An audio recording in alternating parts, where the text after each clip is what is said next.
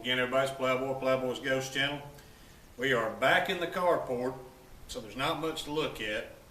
You know, I wanted to do another video outside, but man, y'all, it is once again windy as it can be. It sure is March. So bear with me. I got some crappy windbreak stuff put up here that's barely hanging on with Gorilla Tape. I don't know if you can use that in your hair or not, but it'd probably do some hair removal. But I got stuff held up here trying to make a windbreak. You'll hear it from time to time. All right, getting to it. What I'm going to do today is once again not shoot anything. Well, I'm going to show you another gun. This is a de facto stimulus gun, and by that I mean that with my last stimulus check, told y'all I was buying nothing but strictly freedom with the stimulus money.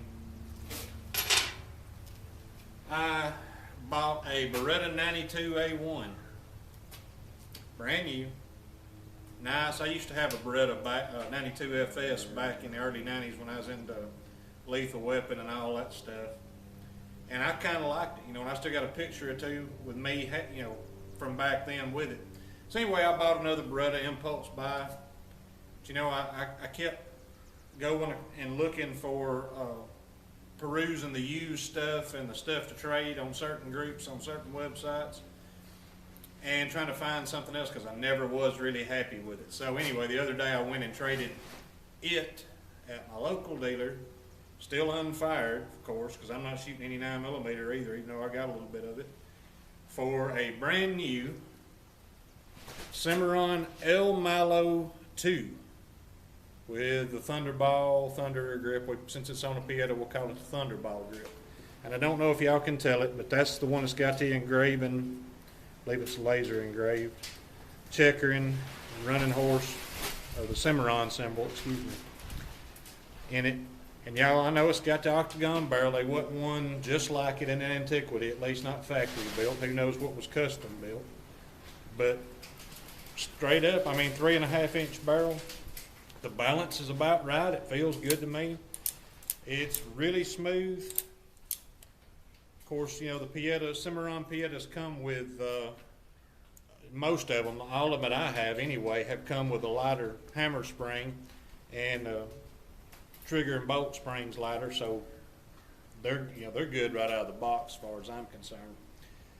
This one had an issue, and I'm not going to call and whine to Cimarron, because this was a learning experience. It didn't cost me but just a little bit of a disturbance in the finish right around the cylinder here. It ain't enough for me to care about. But what happened when I got this gun, I had never had this happen to me before. And had it been earlier in the day, I should have figured out what was wrong before I got the cylinder marked a little bit, and it's not bad. What had happened was, as I went to take the cylinder out of the gun, and it wouldn't come out. Well, I got it, you know, I've done this a bunch of times. I mean, I pulled the pin completely out of the gun so that's not the pin hanging it up. And it come out, and I didn't realize it was hitting the frame at the angles that I was pushing it until I had turned a little bit and made a little bit of a mark on it. Just a little bit in the blue, and no big deal. But what it was, I eventually took the flat file, my little flat diamond file or whatever needle file set, and I ran it in here. I put tape on it around here to mask everything off. And I ran it in there, and I realized that there was just a little bit of the ejector rod was just a hair long, and I mean just enough that just a few strokes of that file took it off. Cylinder came right out. What I should have realized, and this is why I'm not whining to Cimarron about it, and I don't send guns back anyway, is because I knew the cylinder had to go in the gun without it being all as tight as it was.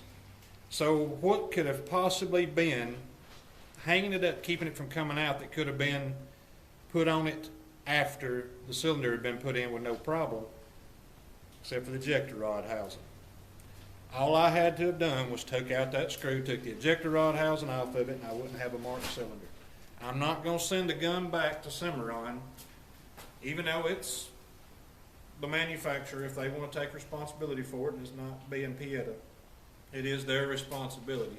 But I'm not going to cry about it, because instead of doing what I did, I should have known that's what it had to be, and if I'd have pulled that screw out, I wouldn't be having this problem. So it's kind of bad on them, kind of bad on me, but I'm not doing without my gun for months, plus paying shipping 2 ways and having something to complain about. Lesson learned, it's like a brand new truck. You get a brand new 40, 50,000, and that may be cheap nowadays, I don't know, $40, $50,000 truck, ain't got no scratches on it, you really ain't gonna enjoy it. You definitely ain't gonna take it nowhere off-road hardly, especially if there's a limb anywhere around or a rock anywhere around. Once you get that first scratch, I kind of relax. I'll enjoy it then. So this has got a little bit of a scratch on it, big deal. Back to the point. That is a very handy length. The balance and everything for cross drive. I've had Thunderers, and I've had Thunderball, and I like the shape of the grip. I love the way it feels in my hand. If this was shooting plus P, I wouldn't enjoy it much, I'm sure. But I like the way that it feels. What I've always had a problem with was how slick the grip seemed to be. And years ago, I had a Cimarron Lightning 38. Of course, had this, scaled down grip on it, but it was the same cut. And it had checkered in the grip. That I could hold on to, so I always thought that if I had a Thunderball or a Thunderer with a checkered grip, or some sort of texture in the grip, whether it was stag or something like that, that would probably work too. That it would have been a lot more comfortable in my hand. That right there is comfortable in my hand. I feel like I can hang on to it. I can hang on to it around the house. I can hang on to it drawing. I can hang on to it putting it in my holster. Transporting it from the living room to the bedroom at the end of the night or in the wee hours of the morning when I fall asleep watching YouTube videos of other people's guns and stuff on the couch, and I don't drop it. That helps. We'll find out one day how it fires. I'm going to start shooting again, but it ain't today. Not as long as primers are like they are. I've got some powder, I've got brass, of course every bit of it's loaded. And I've got primers to reload what I've got plus a little bit, but I still ain't shooting anything where I've got to go looking for more. I've got some bullets cached up for every caliber that I load, but I don't have as much as I would have liked. But today I'm fixing that. I am going after 300 more pounds of lead, and it's all clean, wheel weight ingots. And I've bought from this fella before. I'm getting it for $1.10 a pound. Oh, yeah, 300 pounds is all he'd sell. 300 pounds is what I'm getting. You better believe it. I'll take you out. The jury can be out about whether y'all like the octagon barrel on an 1873 pattern gun, and not everybody will. He has a 4 3/4 inch down there too, El Malo, with that octagon barrel, and I like it, but I don't like it as much as the round barrel. Now on this short of a gun, it don't seem to affect. It don't really make a difference in the handling. I know there's a heavier barrel on it, but I don't really feel it in my hand.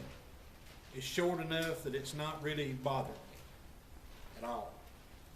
And I've already had this gun apart, and did a little polishing, no changing of angles or anything. Just lighten it up, smooth it up just a little bit. It was smooth anyway, but y'all, that right there is nice. What's not going to work out for me is, if you will notice, and I'll try to do this, and I have no idea if it's going to focus. If it don't, I'll apologize. If you notice, this is a lowered hammer, a wide hammer. Now that is very nice for cocking with your firing hand, with your strong hand, with your grip hand, I guess I should say. But what don't seem like it would work out, you see, this is where my grip would normally be on this gun. When you go to cock it, the hammer's getting into my hand right there. So there's something for you to think about. If you're used to cocking, I don't have any idea if this is going to show up. If this is out of focus, and I apologize if it is.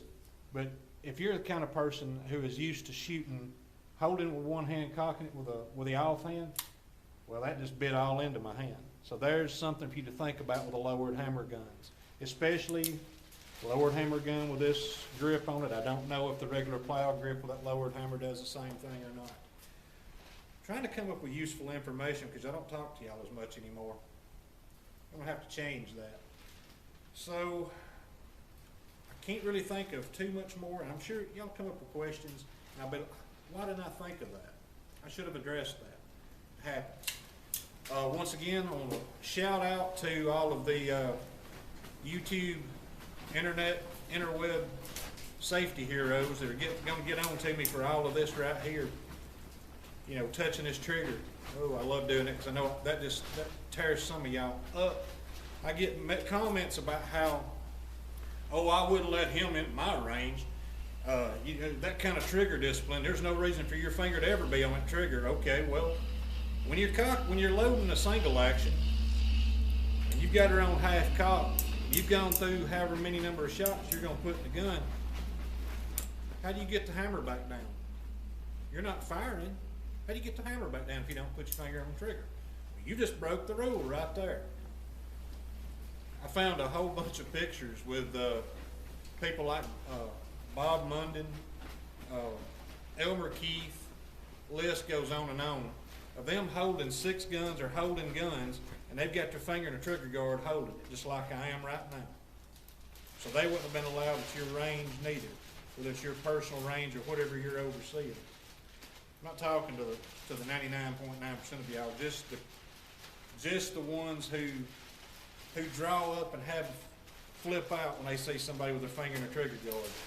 If this unloaded single action can go off right now, y'all are witnessing a miracle.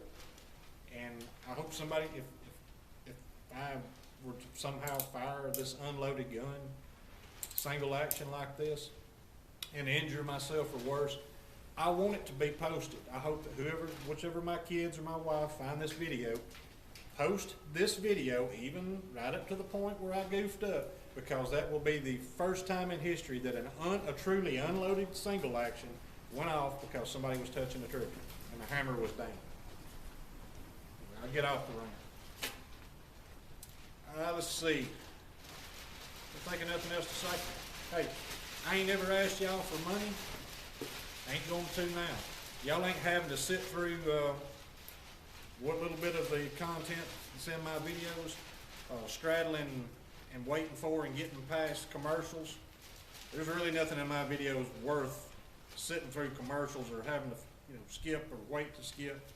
I wouldn't do that. Not going to do that.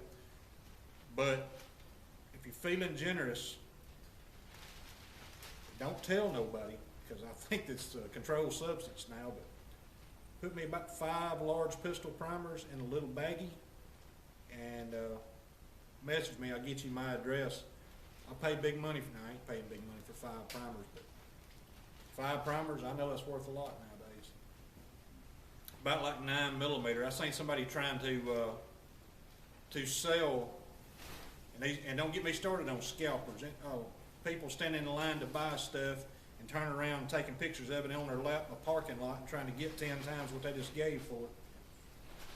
I saw somebody, several places I saw somebody, trying to sell $45 worth of primers for $500. If you don't need to be dog bit, I don't know who does. If you do something like that, you need to be beat. Well, people that bite are really, really nuts. And I hope the internet scalpers, it would be nice if the ammo scalpers were buying at higher prices, and not able to get rid of none of it, not able to use none of it if we wouldn't buy any of it.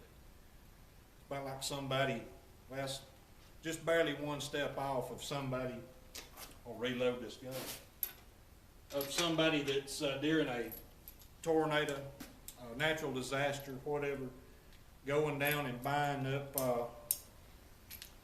all the bottled water and trying to turn around and make a profit off of it. Or what about somebody in a pandemic going down and buying a garage load of hand sanitizer, trying to profit off of it?